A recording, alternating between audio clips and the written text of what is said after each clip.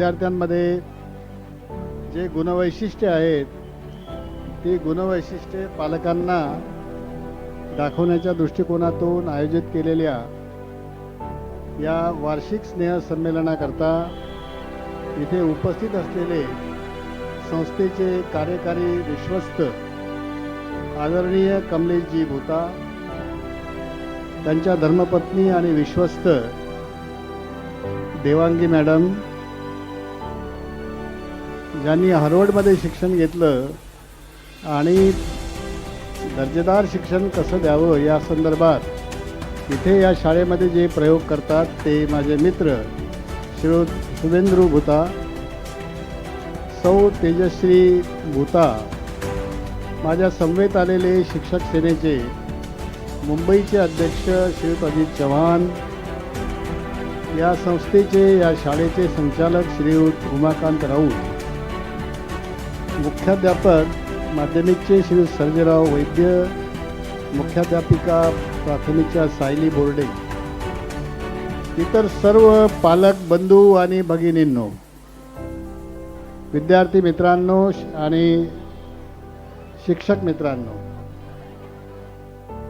या ठिकाणी जे पालक इथे एकत्रित आलेले आहेत पूर्व प्राथमिकचे आणि प्राथमिकचे आहेत, हे सर्व पालक अत्यंत भाग्यवान आहेत की त्यांना अशा शाळेमध्ये शिक्षण घेण्याची संधी मिळते आहे की ज्या शाळेचं संचालन करणारी जी व्यक्ती आहे, ज्या शाळेचे कार्यकारी विश्वस्त म्हणून जे काम करतायत, त्यांचं शिक्षण जगामध्ये सर्वोत्कृष्ट असणारी जी युनिव्हर्सिटी आहे, जगामध्ये ज्या काही मोजक्या युनिव्हर्सिटीज आहेत की ज्यांचा नंबर 1, नंबर 2, पहिल्या 5 मध्ये असणारी जी युनिव्हर्सिटी जगामधली आहे, त्या हार्वर्ड युनिव्हर्सिटीमध्ये ज्यांचं शिक्षण झालं ते या संस्थेमध्ये उत्कृष्ट शिक्षण मुलांना मिळावं याची धडपड करणारे आहेत. म्हणून पालक त्या अर्थाने भाग्यवान आहेत की फारसं शुल्क न देता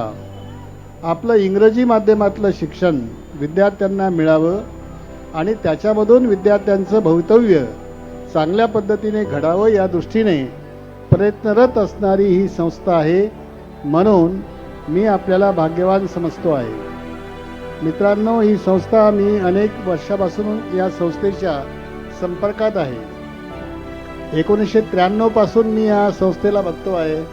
संस्था स्थापन तर खूप आधी 1959 मध्ये झालेली आहे, पण शिक्षणाचं कार्य या हेतूने, हेतू काय आहे, हेतू या संस्थेमधून आपल्याला काही पैसा मिळावा, आपल्याला काही उत्पन्न मिळावं, त्याच्यावर आपलं घर चालावं, अशा हेतूने चालणारी ही संस्था नाही आहे.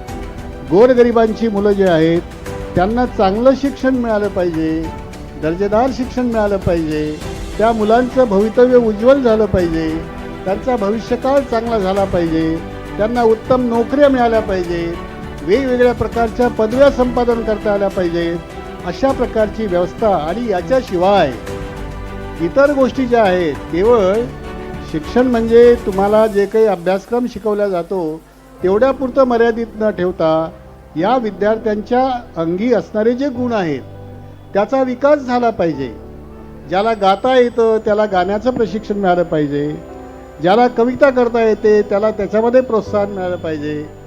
प्रत्येक मुलाला खेळावंसं वाटतं त्या मैदानावर सगळ्या प्रकारचे खेळ या विद्यार्थ्यांचे आयोजित केले गेले पाहिजेत, त्या स्पर्धा निर्माण झाली पाहिजे आणि मुलांचं शारीरिक दृष्टिकोनातून अतिशय बलदंड शरीर त्यांचं झालं पाहिजे, अशा पद्धतीचा प्रयत्न करणारी ही संस्था आहे. म्हणून या संस्थेचं गेल्या अनेक वर्षापासूनचं 1959 पासूनचं जे महाराष्ट्राला, या मुंबईला, या आणि विशेषतः अंधेरी या भागामधल्या या विद्यार्थ्यांच्या दृष्टीने अतिशय तळमळीने काम करणाऱ्या या संस्थेला मी या ठिकाणी धन्यवाद देतो आहे की जे समाजाचं काम आणि देशाचं काम आणि राज्य शासनाचं काम ते स्वतः करतायत, अतिशय उत्स्फूर्तपणे करतायत. त्यामुळे त्यांना मी धन्यवाद देतो. या ठिकाणी पालक जमलेले आहेत, त्या पालकांना काही गोष्टी सांगण्याची आवश्यकता आहे. शाळेमध्ये आपण एकदा विद्यार्थ्यांना पाठवून दिलं की आपली जबाबदारी संपली अशा प्रकारचा समज पालकांचा असतो. कोणत्याही मुलांचं शिक्षण जर पूर्ण करायचं असेल, त्याचं भवितव्य उज्ज्वल करायचं असेल, तो अभ्यासामध्ये चांगला असला पाहिजे, खेळात दमदार असला पाहिजे, कलेमध्ये सुद्धा तो पुढे गेला पाहिजे.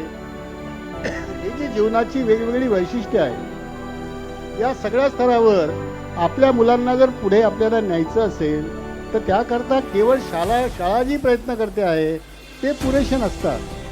आपण सुद्धा लक्ष देण्याची गरज आहे.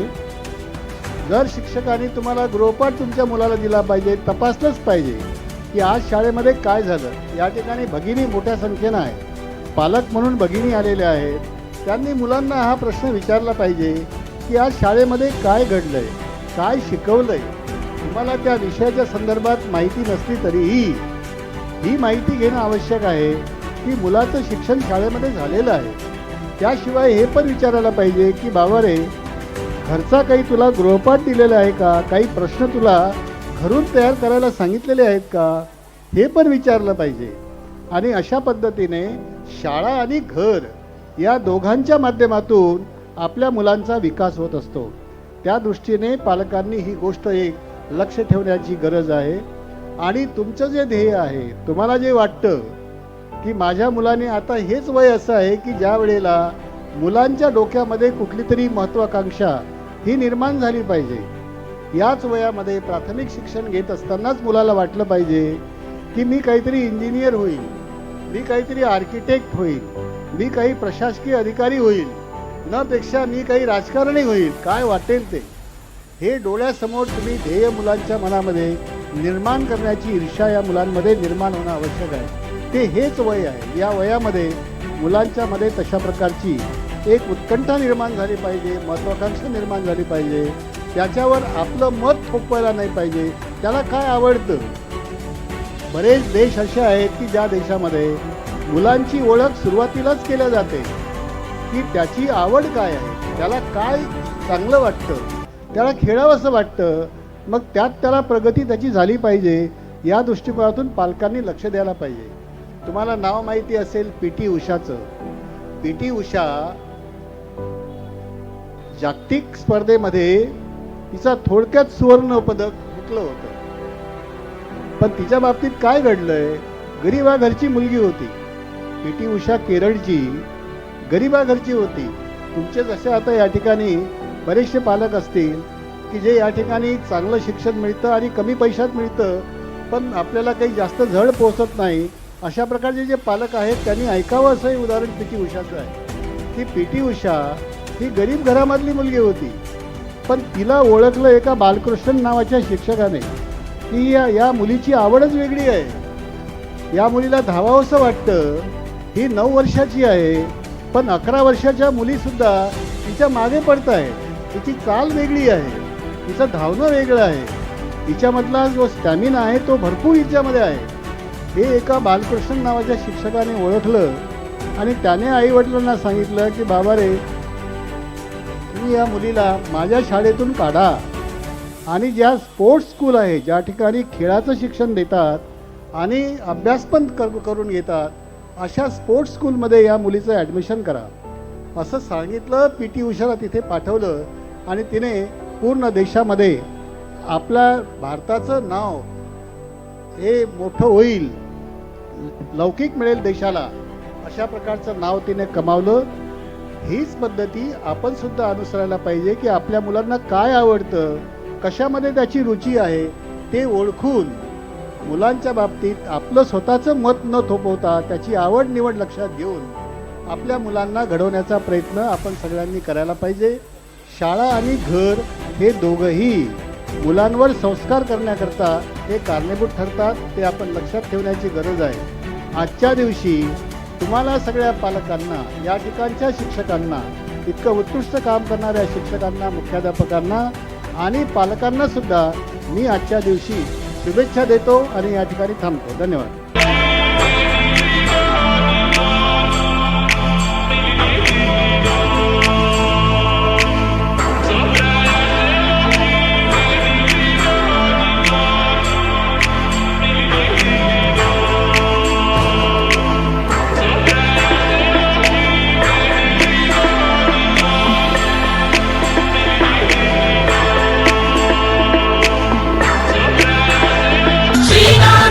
मजबूत स्कूल है हमारी शान।